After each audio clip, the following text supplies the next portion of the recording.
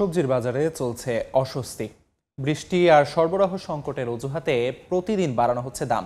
ইলিশের অস্বাভাবিক দরে নাজেহাল ক্রেতা, মুরগিও ঊর্ধ্বমুখী। ছুটির দিনে বাজার পরিস্থিতি জানাতে রাজধানীর কারওয়ান বাজারে আছেন সহকর্মী সাদিক হাসান ইমন। সরাসরি যাচ্ছি তার কাছে। রাজধানীর কারওয়ান বাজারে এখন আছি, দেখতে পাচ্ছি যে সবজির দাম কিংবা মাছের দাম কিংবা মুরগির দাম সব জায়গায় কিন্তু উত্তাপ ছড়াচ্ছে, সব জায়গায় দাম বেড়েছে। যদি সবজির কথা দিয়ে শুরু করি তাহলে সবজি যদি বলি ৮০ টাকার নিচে সবজি আছে মাত্র ২টি।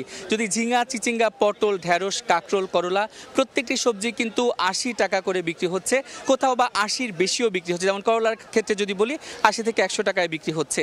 শুধু ৮০ টাকার নিচে ২টি সবজি রয়েছে, সেটা পেঁপে ৩০ টাকা দরে বিক্রি হচ্ছে, কচুমুখী ৬০ টাকা দরে বিক্রি হচ্ছে। আর অন্যদিকে যদি বলি সবচেয়ে বেশি দাম এখন নতুন শিমের, যেটা বাজারে এসেছে ২০০ টাকা দরে বিক্রি হচ্ছে।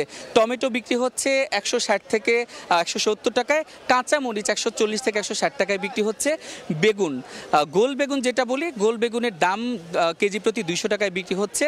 আর রেগুলার যে বেগুন সেটা বিক্রি হচ্ছে ১২০ থেকে ১৪০ টাকায়। আর তারপরে দেখতে পাচ্ছি যে গাজরের দাম কিন্তু কিছুটা কমেছে, গাজর ১১০ টাকায় বিক্রি হচ্ছে, শসা ৮০ টাকায় বিক্রি হচ্ছে।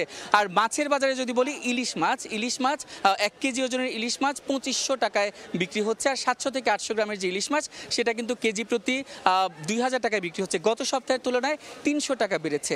অন্যান্য মাছের দরও কিন্তু ১০ থেকে ২০ টাকা পর্যন্ত বৃদ্ধি পেয়েছে।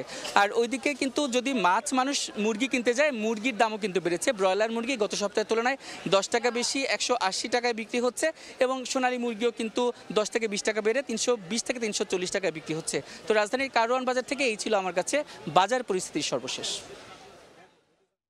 বাজার পরিস্থিতির সবশেষ জানাচ্ছিলেন সহকর্মী সাদিক হাসান ইমন।